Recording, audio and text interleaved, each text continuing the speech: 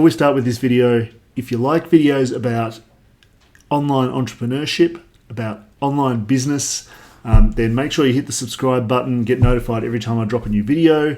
There's a new one goes out every week where I'm giving out information about online businesses, giving you updates about my own online business and affiliate marketing that I'm building at the moment. So make sure you hit the subscribe button and get notified. There's also links in the description to my Facebook group and also to my website. So make sure you jump onto those if you want more content like this. Now, let's get on with the video. At its core, a business really needs just three things. Just three things. It needs something to sell. It needs a way to sell it. And it needs a way to get customers in so that they can buy whatever product you're selling or service, right? It needs something to sell, a way to sell it, and a way to find customers to sell to. They're the three things. Now, something to sell. So this is what I think a lot of people think about as the when they think about a business, they really think about this, right? They think about, for a product-based business, what's the product that I'm selling? It also includes, how to source that product, how to get it to whatever warehouse if you're selling a physical product, how to get it to the shop if you've got a shop. Also includes how to deliver it to a customer afterwards, how to fulfill on that product or service, customer service. There's a whole lot of stuff that goes into it. And I think a lot of people, particularly when they're new to business, they think about that is what a business is. It's that. And it is that to an extent, but it's not just that, right? If you just have that, if you just have a product, I might be selling pens, right? If I just got a pen, just having that pen is not a business. No one's bought it. No one's given me any money for it. I don't have a way to sell it or someone to sell it to. I don't have a business. I've got a pen or a whole lot of them. So that is a core part of what we're talking about, and that is, I think, a couple of ways to think about that. Firstly, what you're selling. So it's the what of the product, right?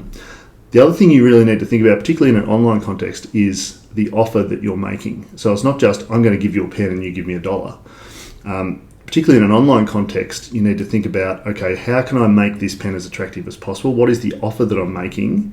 What am I adding with it? I might want to put a pad in as well. Maybe I'm putting this in as well so I can do something with the pen, right? Maybe I'm putting in a pencil case or a pencil box so that I've got something to put the pen in. These are things that you can add on to it to make that more attractive. People often call it bundling or bonuses, that sort of stuff. So the product, the thing you're going to sell includes all of that stuff, right? Second one, a way to sell it. Now, in a traditional business context, in an offline context, a way to sell could be something as simple as having if you've got a bakery, maybe you've got maybe you've got a shop and you've got a cash register in that shop, and the way that you sell is that people come in, they tell you what they want, and you give it to them, and they give you their credit card or their money. It's a simple way to take a sale. And a lot of offline businesses or traditional businesses have often worked that way. In services, it's usually that you have a contract and you send an invoice and they pay that invoice. And that's the way that you sell. That's the mechanism by which you sell. You need a way to be able to collect money if you want a business. In the online space, you can really break it down to two big buckets, which I sort of call one-to-one and one-to-many. So in the one-to-one space, that's where you're in either Messenger or you're on the phone and you're talking with individual people and you're having a conversation with them and you're qualifying them for whether they're suitable to buy the product that you're offering. And the actual purchase mechanism could be as simple as just giving them a PayPal link. You don't need to build anything fancy web pages, that sort of stuff. Conversation, some way to collect the money that they're paying for the product or service, and that's it. The other one is one-to-many, what we call one-to-many, and that's where it's less time intensive, it's more passive, where you can put out some way of automatically making those sales. So the classic one is a funnel. if you've got any familiarity with ClickFunnels, you've been in Russell Brunson's world at all, he talks about funnels all the time. And all a funnel is, it's an online property, a series of 2 or 3 web pages, and it is designed to make a sale. You get people coming in one end, they get a sales page or a video or whatever, and then they say, click here if you want to buy, and then you go there and you fill in your details and your credit cards and all that sort of stuff, and you press buy, and it's done. So it's a way of making the sale. Even at its simplest form, funnels can actually just be a way of qualifying people. So you could use a funnel 1 or 2 pages to qualify people and say, if you're interested in this, then click here to talk to someone, and it just leads into a one-to-one sale. It's the simplest form, but when people talk about funnels, they normally talk about the one-to-many version, right? So that's the middle bit. That's number 2. Number 3 is a way to find customers to sell to.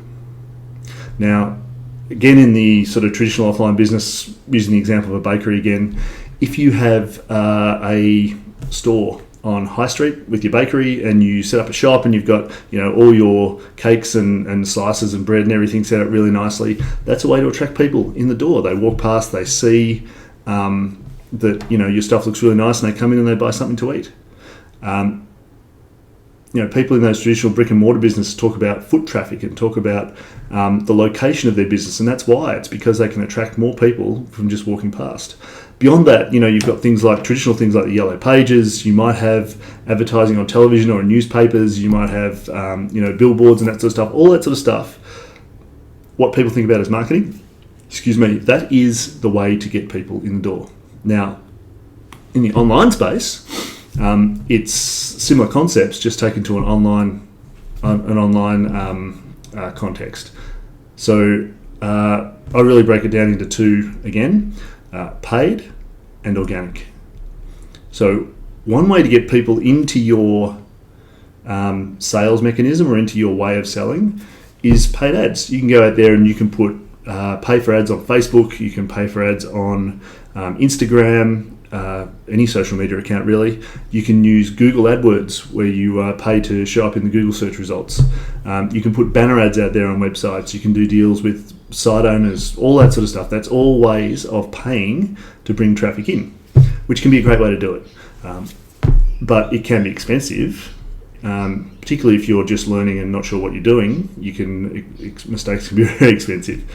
The other way is organic. And so organic is where you're looking for free traffic. So that's where you might, put out a whole lot of posts or information on social media in the hopes of attracting people. It's where you might reach out, cold email or cold calls, or, reaching out directly and trying to find people that way. You're not paying to advertise, but it is a lot of grunt work and it takes a bit of effort. But it's free. So if you don't have the budget to spend on paid ads, then that can be a really valuable way to do it. Okay, so that's sort of the 10-minute outline of the 3 areas: something to sell, some way to sell it, some way to find people to sell it to. All right, so that's really important. Now, in an online business, as I said before, a lot of people talk about the product, something to sell, as being where they really focus their time. And for a lot of online businesses, that is the case. You've got e-commerce, for example. You've got to find a product. You've got to source it from somewhere. You've got to design it and get someone to make it. You've got to get it shipped to your warehouse. You've got to store it in inventory. You've got to ship it to the customer when they buy it. You've got to follow up. You've got returns and things like that. There's a whole lot of stuff that you need to do. Customer service, all that sort of stuff. Even for services, you've got client management, where client contracts you to do something. You've got to actually work with that client to get that done, and fulfillment of that contract, delivery of those services, is pretty time consuming. It takes up a lot of time. So I think people focus on that, partly because they think that's what a business is all about, partly because that's what takes so much time in most businesses. But this is why I really like high ticket affiliate marketing, or affiliate marketing generally actually, as a really good place to start online, particularly for beginners, because you don't need to worry about it, because you're selling someone else's product or service. So that person, the product owner, they need to worry about all of the fulfillment and delivery and the product and whatever else, the customer service, all that sort of stuff. All you need to worry about as the affiliate marketer is the offer aspect, right? You need to have a really good offer. And then you can focus on the other two, which is how to sell it and who you're going to sell it to. And those two things are underrepresented in most businesses, but super, super important for most businesses. And by developing skills in those areas, you can then make yourself enormously valuable to any business that you either decide to join or decide to start or get involved with in the future. And that is the second reason why I think affiliate marketing is so important, or so good, particularly for people who are just starting out. It saves you from all the issues and the hassles around the product side, but it also enables you to focus on developing the sales and marketing skills that are going to be so important either in that business or in other future businesses that you decide to start. If you like that video, make sure that you hit the subscribe button and make sure you get notified for new videos which I drop every week. Give us a comment in the comment section. I do read all the comments. I'll reply to any comments that come in, and I would love to see some comments there. And if you want more content like this, then my Facebook group goes into more depth, particularly about the business that I'm building in affiliate marketing. And there's also my website, both of which are linked in the show notes or in the description below. So take a look at those, and I'll see you next time.